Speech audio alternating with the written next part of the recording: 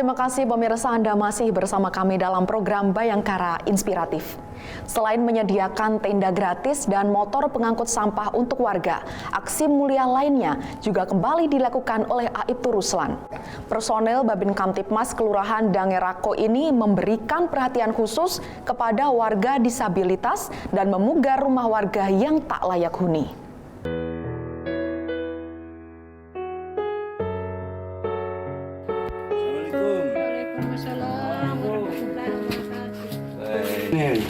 Ada kasih angka bantuan beras.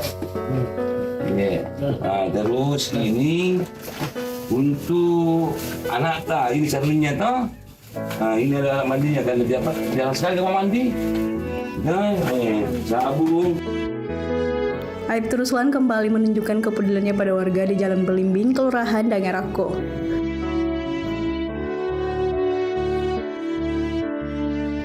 Kali ini dirinya mendatangi kediaman Ibu Nurmi yang tinggal di Gubuk Reog. Dirinya tidak datang dengan tangan kosong, tapi Aibtu Ruslan membawa bantuan berupa pakaian dan alat mandi. Bantuan itu diberikan kepada Ikhwan yang merupakan anak Ibu Nurmi. Ikhwan menderita lumpuh layu selama 10 tahun. Cedera ini diperoleh saat kecelakaan ketika dirinya jadi tukang ojek.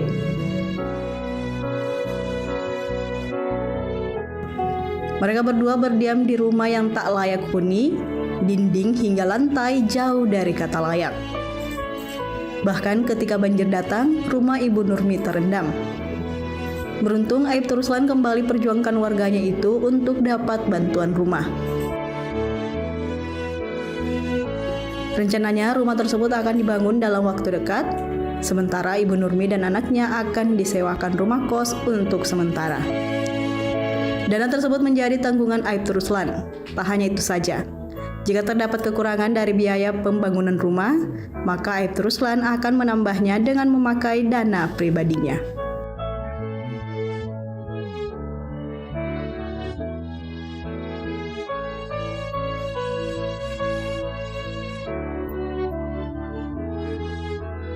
Berkaitan dengan bantuan rumah baru ini, bukan bedah rumah tapi rumah baru. Pertama itu setelah kami memberikan bantuan, kemudian melihat situasi dan kondisi yang rumah Ibu Nurmi ini, warga RT 02 RW 06 Kelurahan Dangerako. Kemudian saya bersama dengan 3 pilar kelurahan, lurah dan babinsa langsung ke lapangan, kemudian melaporkan ke pimpinan. Kemudian saya bersama dengan rekan kami 3 pilar kelurahan menghadap ke Basnas, dan oleh Basnas Kota Palopo menyampaikan kepada kami untuk membuat surat permohonan, dan alhamdulillah atas usaha kami Basnas memberikan bantuan 20 juta rupiah untuk pembuatan rumah baru ini. Tentu kalau rumah ini akan dibongkar, ini tidak cukup untuk 20 juta. Jadi ini nanti saya bersama dengan rekan kami 3 pilar kelurahan untuk tetap bagaimana supaya bisa menyelesaikan rumah Ibu Nurmi dengan baik.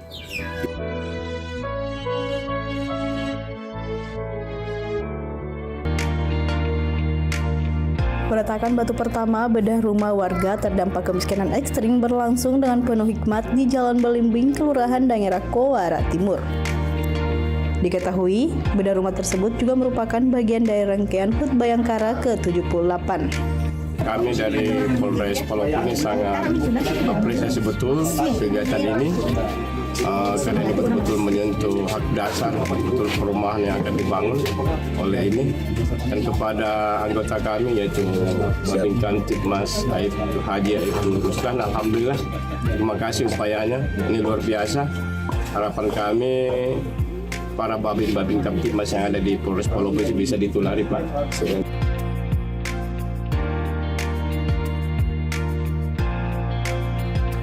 Terrealisasinya bedah rumah itu berkat kerja keras Aibtu Ruslan yang merupakan Babin Kamtibmas Dangerako.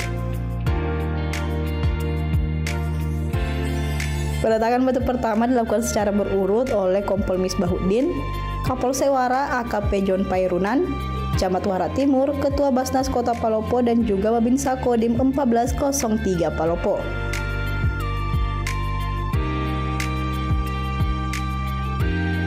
Ketua Basnas Kota Palopo As Atsyam merespon positif kolaborasi yang terjalin dengan Polres Palopo sehingga terlaksananya bedah rumah. Karena dengan kolaborasi yang sangat baik pada hari terbukti hari ini, baik dari Polres, dari TNI, dari pemerintah Kota Palopo, alhamdulillah kita bisa meletakkan batu pertama untuk proses pembangunan Rutilahu, rumah tinggal layak huni Ibu Nurmi ya. Mudah-mudahan saja proses pembangunan ini bisa segera terselesaikan dengan baik dan dapat dinikmati oleh beliau bersama. Usai peletakan batu pertama, terlihat para pejabat utama melakukan pembongkaran dinding dan juga atap. Perampungan bedah rumah ini dijadwalkan berlangsung selama 1 bulan.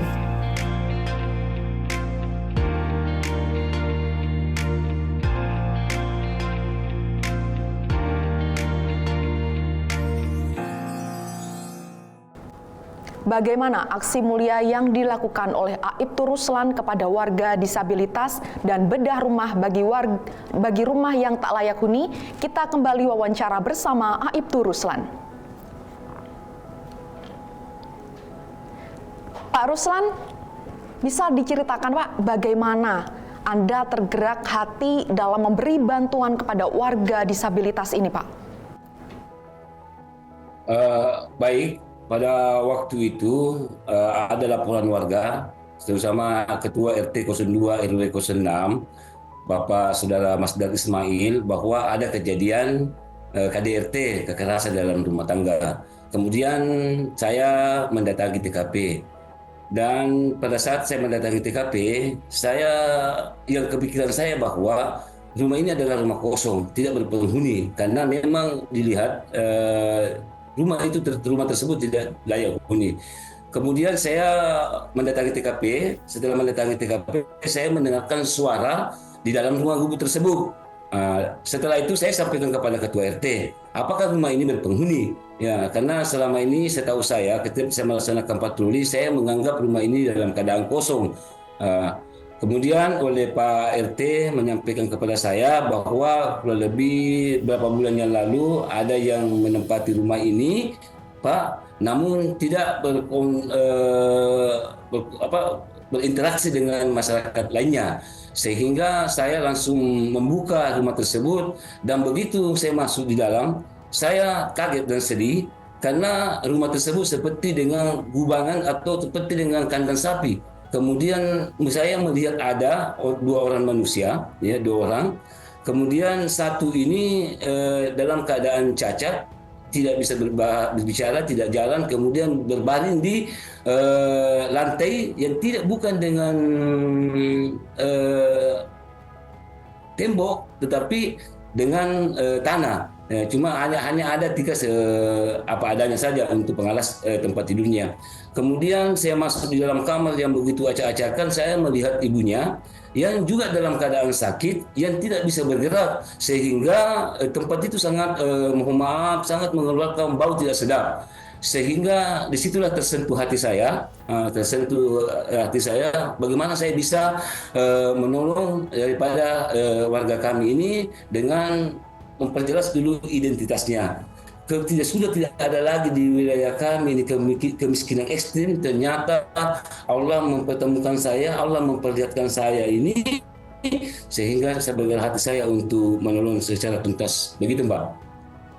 Baik Pak Ruslan, bagaimana Pak? Bapak ini tahu bahwa di situ ada seseorang ataupun warga yang membutuhkan pertolongan. Saya datang ke sana dengan menanggapi laporan warga, sehingga saya bersama dengan Ketua RT 06, RT 02 RW 06 mendatangi TKP, dan setelah saya menangani permasalahan tersebut, yang tadinya saya melihat rumah itu menurut hemat saya bahwa rumah itu kosong, ternyata saya mendengarkan ada suara di dalam rumah tersebut, sehingga saya berinisiasi untuk berkoordinasi dengan Ketua RT, dan pada saat saya membuka pintu, ternyata saya begitu sangat sedih melihat kondisinya masuk rumah dalam keadaan seperti gubangan, ya, seperti kandang sapi, kemudian banyak lumpur, karena termasuk daerah banjir. Kemudian ada orang cacat ya, disabilitas di sana, dan ada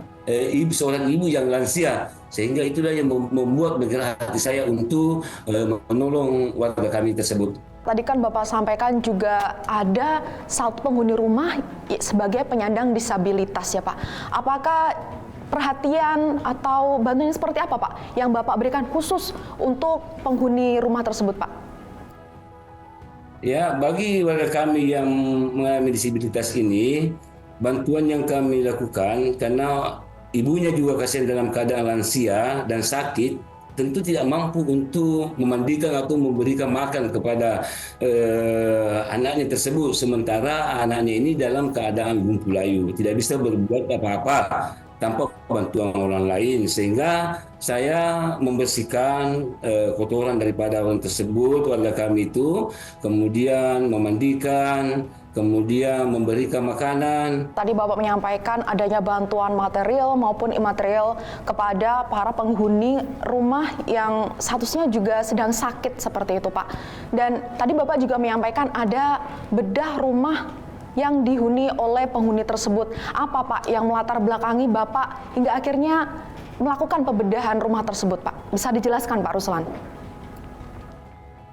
Iya, terima kasih insya Allah. Jadi pada saat itu yang saya sampaikan tadi, bahwa setelah saya memenuhi kebutuhan pokok dan kebutuhan lain-lainnya seperti pakaian, kemudian peralatan rumah tangga, tentu saya sampaikan tadi bahwa rumah ini tidak layak huni. Kami bermohon di Basnas Kota Palopo melalui pimpinan di Bak SDM dan juga melalui di kelurahan untuk melakukan permohonan ke Basnas Kota Palopo. Saya optimis dengan niat karena Allah bahwa saya akan membantu ini warga kami, maka insya Allah dana itu saya gunakan, dan selebihnya itu adalah dengan menggunakan dana pribadi saya, karena memang sudah niat saya untuk membantu untuk memperbaiki rumah. Tadi Bapak sampaikan bahwa penyandang disabilitas dan sang ibu ini untuk sementara waktu Bapak tempat tinggalkan di kos. Kemudian Pak, untuk biaya kos ini bagaimana Pak? Apakah ini juga merogoh kocek sendiri dari Pak Ruslan atau seperti apa? Ya, insya Allah Mbak, dengan dana saya sendiri Mbak. Baik Pak Ruslan. Dana pribadi. Baik, selain kegiatan sosial, kita terima informasi juga Bapak ini berperan dalam bidang pendidikan dan keagamaan. Seperti mengajar mengaji. Bisa dijelaskan Pak kegiatan tersebut bisa berjalan? Jadi alhamdulillah memang itu adalah program utama saya untuk bagaimana saya melihat anak-anak kami di terminal kadang berkumpul, yang saya takutkan nanti masa depan anak-anak. Tentu dengan memberikan pembelajaran agama secara dini, maka insya Allah ada usaha kami, upaya kami, ikhtiar kami, bagaimana ke depannya anak-anak kami ini bisa menjadi anak yang bermanfaat bagi dirinya dan orang tuanya dan bangsa dan negara. Baik Pak Ruslan, kami penasaran Pak, tadi saat kami bertanya dari mana keilmuan agama ini Bapak peroleh, itu sepertinya sangat menyentuh sekali untuk Bapak. Bisa dijelaskan Pak Ruslan? Ya, jadi saya teringat itu karena teringat dengan orang tua saya. Dan satu nikmat yang paling besar ketika orang tua saya memasukkan saya di pondok pesantren walaupun hanya 3 tahun saja. Dan berkat daripada itu tentu keilmuan saya ini sangat sedikit. Iya, sangat sedikit karena hanya sampai tingkat di sanawiyah saja. Kemudian Allah menakdirkan saya menjadi seorang polisi. Kemudian tentu dalam pergaulan saya polisi ini banyak hal-hal yang saya lakukan yang sangat bertentangan dengan agama. Kemudian Allah uji saya dengan memberikan saya penyakit. Kemudian setelah itu saya diberikan nikmat kesembuhan dengan niat bahwa saya akan mau menggunakan institusi saya yang saya cintai, banggakan ini polisi untuk bermanfaat kepada masyarakat. Baik Pak Ruslan, kemudian apa harapan Bapak dan inovasi apa lagi yang akan Bapak berikan untuk memberikan pelayanan optimal kepada masyarakat, khususnya di warga binaan di kelurahan Bapak? Bisa dijelaskan Pak Ruslan?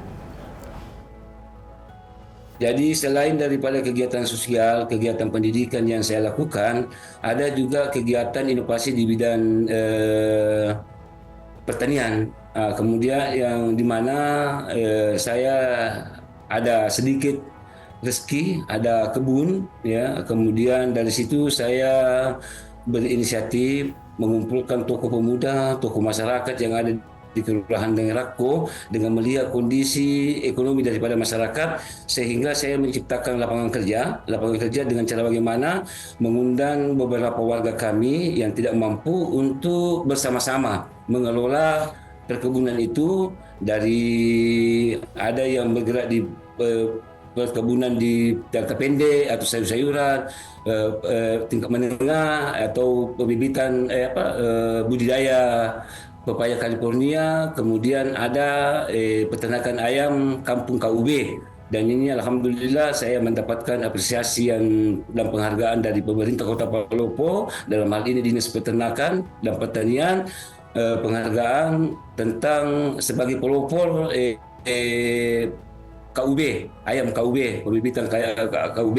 Baik Pak Ruslan, kita ketahui bersama apa yang Bapak lakukan, inovasi yang Pak Ruslan lakukan ini sangat penting tentunya dan saling berhubungan untuk menjaga Kamtipmas di Desa Binaan Pak Ruslan. Selanjutnya, apa pesan Bapak kepada masyarakat atas pentingnya berbagi kepada sesama dan semangat bekerja dalam memenuhi kebutuhan keluarga, sehingga yang tadi sudah kita simak bersama bahwa kekerasan di dalam rumah tangga itu tidak lagi terjadi. Silakan Pak Ruslan.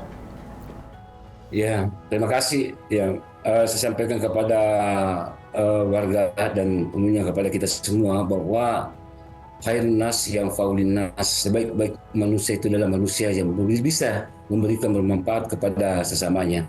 Nah, kita sebagai ciptaan Allah Subhanahu wa taala, tentu bagaimana kita berusaha untuk melaksanakan kewajiban kita. Tentu dengan ketaatan kita kepada Allah Subhanahu wa taala, maka hati kita, kelakuan kita, sifat kita itu bisa kita kontrol dengan agama yang kita miliki, karena kita dalam penjagaan Allah Subhanahu wa taala.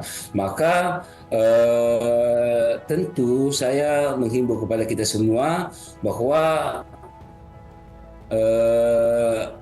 apa yang kita ingin dapatkan tidak semudah itu untuk kita memperolehnya, tetapi harus disertai dengan ikhtiar. Apa itu ikhtiar? Adalah berusaha. Kalau kita sudah berusaha untuk memperbaiki ekonomi kita, memperbaiki rumah tangga kita, memperbaiki keadaan kampung kita ini, maka insya Allah Allah akan memperbaiki jikalau di dalam kampung itu hidup dalam suasana agama. Ya, jadi dengan ikhtiar itu kita serahkan kepada Allah. Nah, maka insya Allah kita akan mendapatkan hasil yang maksimal. Kemudian jangan pernah takut untuk berbagi. Bahwa sedekah itu, berbagi itu, jangan kita pernah takut bahwa kita akan kehabisan rezeki, tetapi yakin dan percaya bahwa semakin banyak bersedekah kita, bisa makin banyak kita berbagi, maka Allah Subhanahu wa taala akan mengganti 10 kali lipat lebih banyak dibandingkan apa yang kita berikan. Jadi jangan ragu-ragu bersedekah, jangan ragu-ragu untuk berbuat baik, maka insya Allah Allah Subhanahu wa taala akan melebihkan rezeki dari kita kepada kita, dan Allah Subhanahu wa taala selalu akan menjaga kita dengan memberikan yang terbaik kepada kita semua, insyaallah.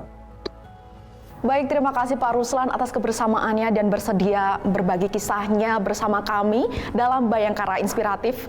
Salam presisi. Salam presisi.